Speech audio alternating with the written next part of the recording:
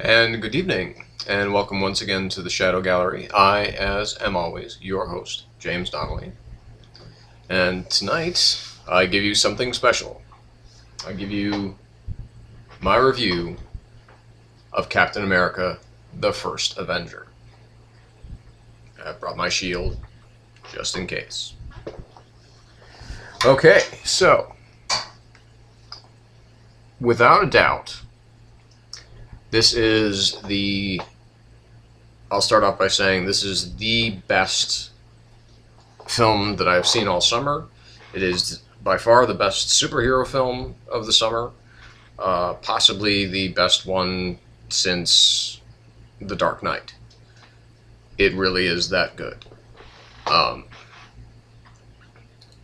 It's just, there were very few moments in the film where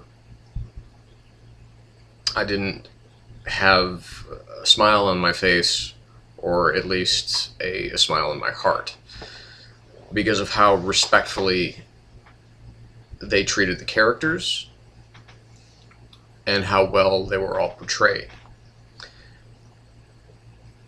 So let me start out with the actual review. Now, the film is bookended essentially in present day. It opens up. It's a barren, icy kind of wasteland. It's never really made clear where exactly it is. But they find a very large plane of some sort, and it's buried well within the ice. And once they dig into it, they see the frozen,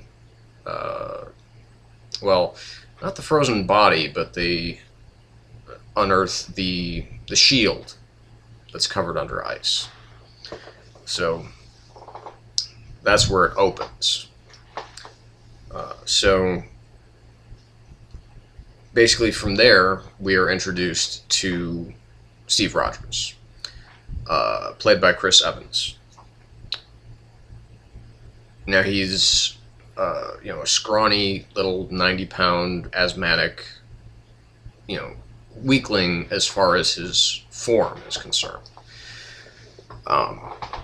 He has been to, he's basically getting in line to, basically his fifth Army recruiting station, and he wants very badly to go overseas and fight. He believes it's his duty. His father fought in the Great War and died there. His mother is also dead. Essentially, he's an orphan, but he's older now, a little bit wiser, but he is filled with not necessarily the notion of I must fight the Nazis because that's what, I must fight in the war because that's what all the other guys are doing. It's out of a sense of duty to his country. And there's a great scene in which he's actually sitting in a movie theater and they're playing newsreels of what's going on in the war.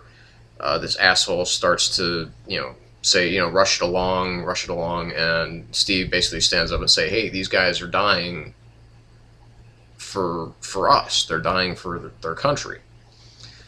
And then that guy basically takes him out back outside the theater and beats the living crap out of him. He's saved by Bucky, played by Sebastian Stan. Bucky basically takes him to the World's Fair. It's 1942 at this point in time, and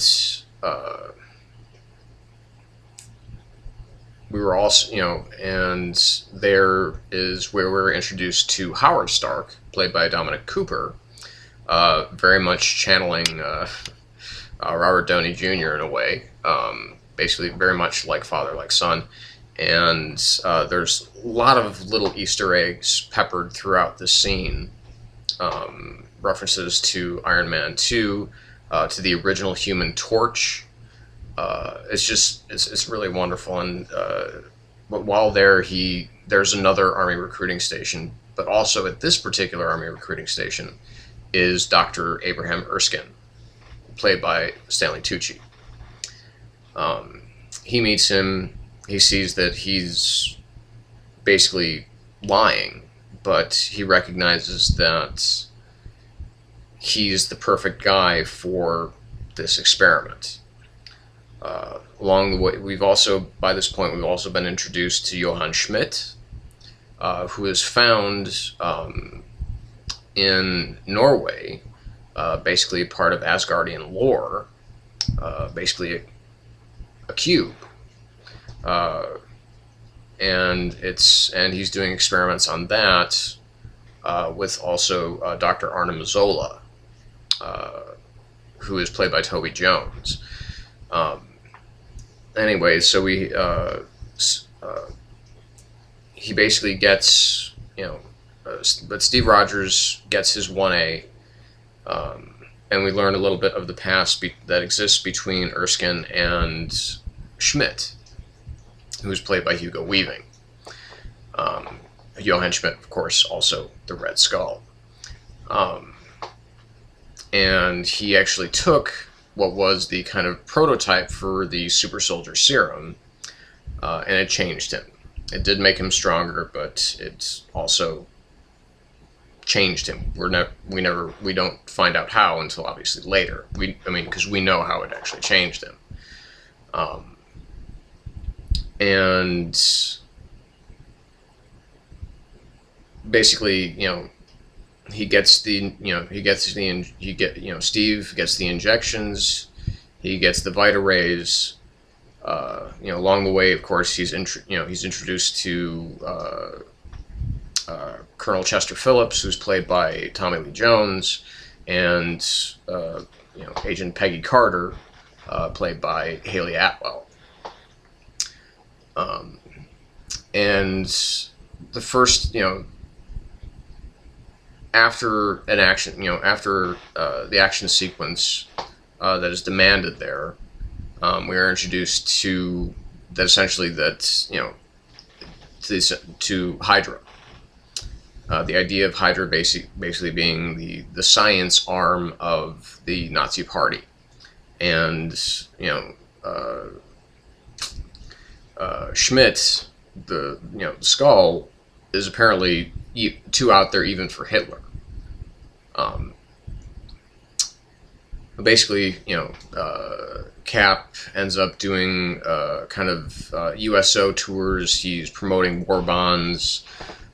He's just doing a lot of the stuff that he still doesn't want to do, until basically he learns that Bucky and members of his company have been captured. So this is when he first blazes into action and is recognized as Captain America. And the film just takes off from there. The film it was just wonderful. Joe Johnston, having directed The Rocketeer, he's no stranger to directing a film from this era. But what's most important about this is that there is zero snark throughout this entire film. There's humor, yes, but it's not snarky postmodern humor. It's very earnest humor. The whole film is very earnest, but it's patriotic, but without being jingoistic. It's not saying, America, fuck yeah, that type of thing. It's saying that, and the reason, most of the best exchanges, a lot of the best character moments come out of conversations between Erskine and Steve. And a conversation that they have right before the night before Steve is to undergo the procedure, actually put a lump in my throat. It was very touching, and ultimately very earnest. The action sequences are handled extremely deftly. Steve, and Howard Stark is there throughout the whole, throughout a good deal of the film, and Dominic Cooper is so good as Howard Stark. The romance that develops between Evans and Haley Atwell, between Steve and Peggy, also is totally believable. Tommy Lee Jones is, kind of very much channeling Sam Gerard in this role of the gruff colonel that heads up this kind of secretive division that employs the use of Captain America. The real standout here, though, is Chris Evans. Chris Evans owns this role from beginning to end. There isn't that... Now, in the films that we've seen prior to this, with the exception of X-Men First Class, with Thor and Green Lantern, we are following we're following the journey of a man who is arrogant, who is self-centered, and his journey to becoming a true hero. That's very different here. Steve Rogers he has the heart of a hero. He has the soul of a hero. He's just trapped within this weak frame. And once he finally gets the chance to really prove himself, not only does he not even really consider himself a great hero or, a great soldier, he just is. He just is a great soldier and a great man. And that's where the emotional core of this film is. And that's why Evans... I can't imagine anybody else doing this role. It's just... it's so well done. There were sequences where my mind was just like, oh my god, I'm seeing one of my favorite characters ever on screen, and it's totally believable. There are 2 complaints that I have with the film. 3, really, but they're kind of intertwined. The first is that this film could have easily been a half hour longer, mostly because I wanted to know more about some specific, especially the Commandos, the Howling Commandos, because you have Dum Dum Dugan, you have Gabe Jones, it's just they're just not there with Nick Fury, but you also have James Montgomery Falsworth, who, if you know your Captain America history, you'll also know he was the original Union Jack, also another of my favorite comic book heroes of all time. I wanted more of that, so that's kind of complaint 1 and 2 mixed together. So it's not really so much of a complaint as it is I just would have liked more character from those guys. Kind of a band of brothers type of feel, which this film does have, because it doesn't really shy away. There are brief and sporadic moments of kind of combat between Cap's people and Hydra. And my other complaint is that there's not enough Bucky. Bucky is a pretty well-defined character, but he has a very limited amount of time. I wanted more of that. The climax of the film is incredibly strong. All the action sequences is incredibly well done. Much credit is should be heaped upon Joe Johnston, and obviously, most specifically, Chris Evans. Everybody does a great job. The script is tight, and it's just an incredibly, incredibly enjoyable summer film. And of course, you have the ending, the teaser that leads into next summer. So 9 out of 10, easy. So that's it for my review of Captain America. Like it, dislike it. Show me your love, people. This is the Shadow Gallery. See you later.